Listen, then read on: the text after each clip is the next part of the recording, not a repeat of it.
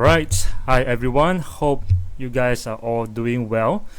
So today is 21st of May 2021 and it is a Friday, so we are coming to the end of the trading week. So let's kick off with the gold, right? Because I just posted a forecast on the gold, so which is right here. Let me just show you. Alright, so here's what I've said. Gold has been rising within a 1.5 month rising channel, and the top of the channel was somewhat breached earlier this week. Later I'll go back to the chart and explain. Now, however, gold struggled to make another jump as it was actually resisted at the top of another rising channel that's channeling out of the 1.5 month channel. So it is obvious that gold is currently in the process of consolidation, or as we have experienced for the past 1.5 days or two. And based on what we've seen, it's very likely that the price will take a little dive before it shoots back up, just like a person who's diving into a swimming pool and resurface. So we can consider buying some on every pullback, but we now target 1856 as the best price to buy. So let me just explain, right? In the 4-hourly charts instead. Alright, I think that you guys have seen the day charts more than enough. So let's come to something a smaller time frame, like the 4-hourly time frame. You see that the gold has been rising within this rising channel since early April or late March, and finally this week we saw that there's a breach of the top of this channel, right? And after that we thought that, oh, since the gold has finally broke and closed above this channel, there's a likelihood that we are going to see the price going parabolic all the way up into the supply zone right at the top here, or at least beyond 1900. So we have been experiencing quite a lot of resistance at the top. That's because there was another channel that's actually forming right here, and this is what I'm talking about, that this channel within the 1.5 channel is channeling out of this 1.5 month channel, and therefore there's a resistance at the top because it's at the top of the channel that's channeling out. And so if we look at what happened every time it reaches the top of a channel, we more or less see the price dive down. It's like it take a little dive before it actually went all the way up, right? It's just like right here as well. It take a little dive before it actually goes up, and it's the same, right? It's the same as it reach a peak. It take a little dive before it goes even higher. So I think what's going to happen, based on the consolidation we are seeing, there's a good chance it's going to take a little dive. So towards where, and because of this channel that's channeling out, I thought that this would be the best price to buy in. And if, let's say, it were to really go down a little bit more, somewhere right here will be where I will try to buy the gain. Alright, if it fails to rebound off at the bottom of this channel that's channeling out, this is where I will buy again, 1843. So that's my take for gold for today. So let's move on to the next one. By the way, I should make it a habit to start off with the calendar so we don't miss out any important economic data releases for the day. But in any case, for today, that really isn't much. I mean, the more of the important ones are over. Or maybe I just change the impact to a 2-star. Now, I have been using Forex Factory for a very long time. But I love trading economics, so I also do look at their calendar. But when it comes to high impact news or data, trading economics is somewhat very different from Forex Factory. So like, for example, like, you know, there are certain, like for example, manufacturing PMI is mostly labeled as high impact news on Forex Factory, but on trading economic it is not. So it is actually, if you want to use trading economic and you are just placing it and you actually filter it as only showing high impact, you might miss some of the important news, right? But anyway, that's just a personal choice. It's really up to you how which calendar you want to use and whatsoever. I mean, for me, why I try to switch over to trading economic is because I can always click on it and it will show me everything right here. There's a summary for it. It's easier for me to actually understand the fundamental behind the data right here. Okay, so what else do we have later on in the Euro session, which we are in right now, right? So we have a lot of services PMI, manufacturing PMI, and and we have ECB president speaking later at 7 p.m. Again, services PMI, manufacturing PMI for the US. There's also existing home sales. We can see the home sales has really plunged a lot, right? Recently or last month. Anyway, so that's what we have to take note of. So today will still be kind of volatile, although it's Friday, but we do have a lot of all these PMI data coming up. So I don't think the market will be too quiet, even though it's a Friday. Alright, so let's move on to the euro against the US dollar. Since we have so many news on the euro, let's take a look. And in the day charts for this week, we have been seeing a bullish progress for the euro US dollar, but nevertheless it is still somewhat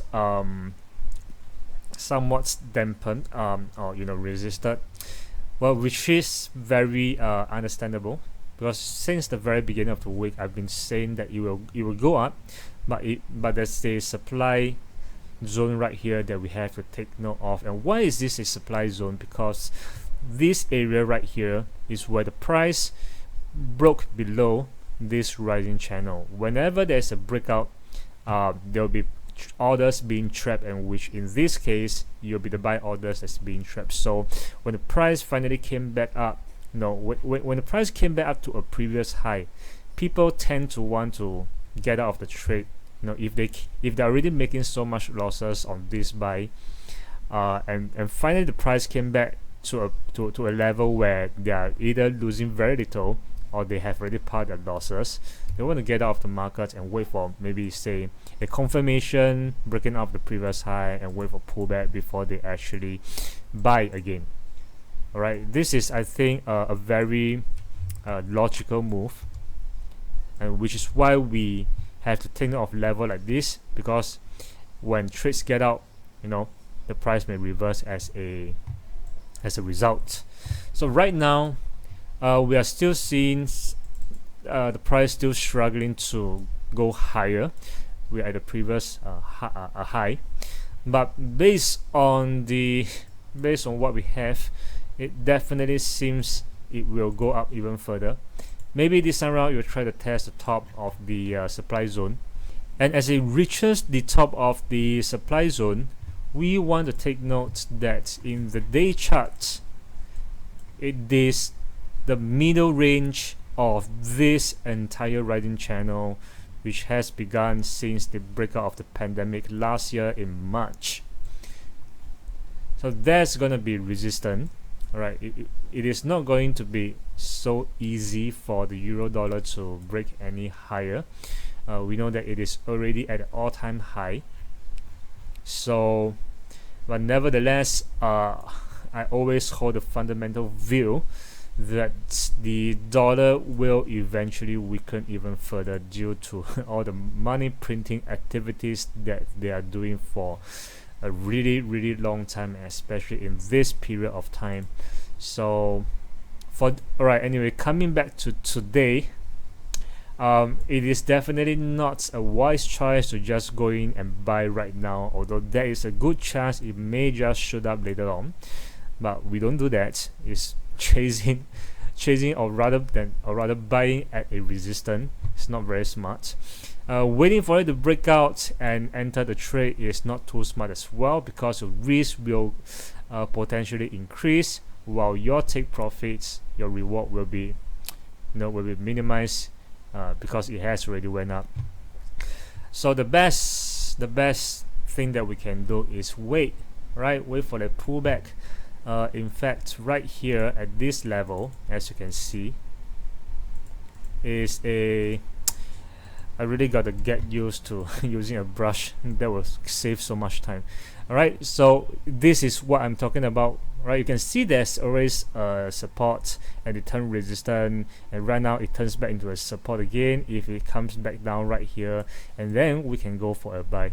I think this will still make sense, because after all, this will still show us that the lows are still getting higher, as just like what we've seen right here. Of course, hoping that the high will get higher as well. So try to look for a buying opportunity as the price boosts back to 1.22, and then target for the previous high, of course, and then we'll target for the top of the supply zone at about 1.2285.